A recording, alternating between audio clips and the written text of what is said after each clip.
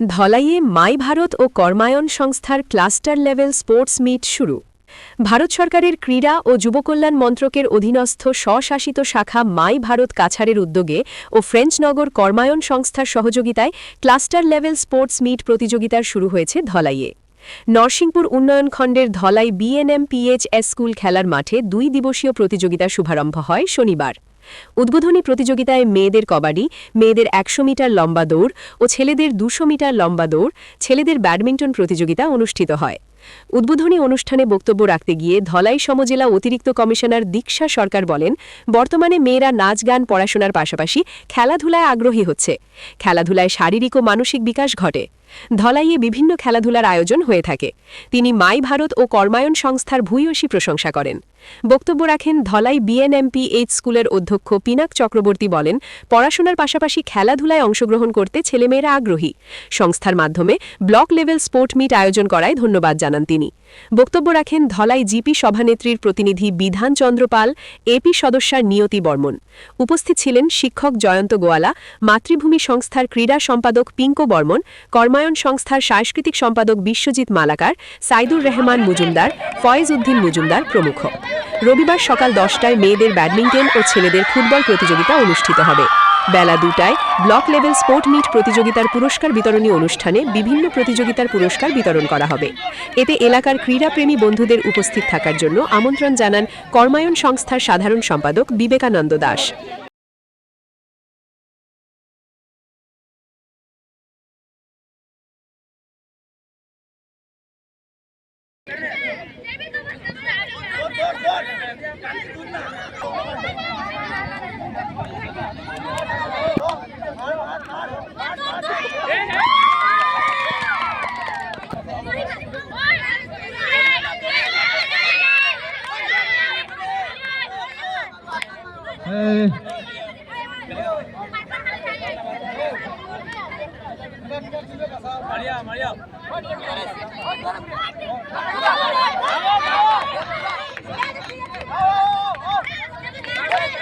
Badminton যারা যারা নাম দেওয়া হয়েছে অফিসে আছেন।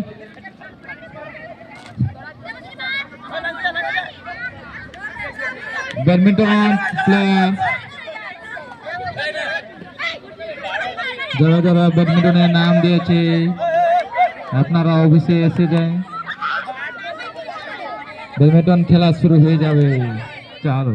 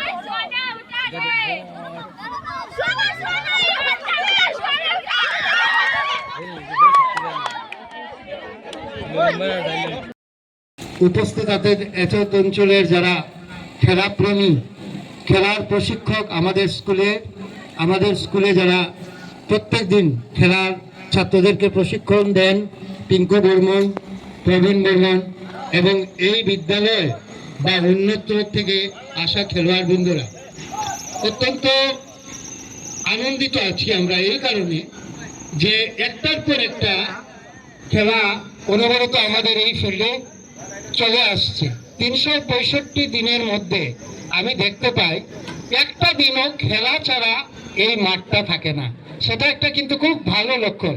একদা আমরা দেখতে পেতাম মাঠের জায়গায় থেকে যেত, মাঠের মধ্যে ঘাসগুলো বড় হয়ে হয়ে একটা মানে বিশৃঙ্খল অবস্থা, একটা খেলাধুলার প্রতিকূল অবস্থা তৈরি হতো। আজকে কিন্তু খেলাধুলা এতজন চলে যে ছাত্রছাত্রীদের হোক বা যারা খেলোয়াড়দের হোক, এত সুন্দর একটা কোঅর্ডিনেশন, যেটা একটা প্রশংসা রাখে যে এতদিন চলে পড়াশোনার সাথে সাথে খেলাধুলায় যে অগ্রসর হচ্ছে সেটাই। এভাবে যদি খেলাধুলা চলে, আমরা আশা করব ভবিষ্যতে কোনো এক সময় আমাদের এই অঞ্চল থেকেও রাজ্য স্তরের বা আন্তর্জাতিক স্তরের খেলোয়াড়রা উঠে আসবে। খেলাধুলা মূল উদ্দেশ্য যে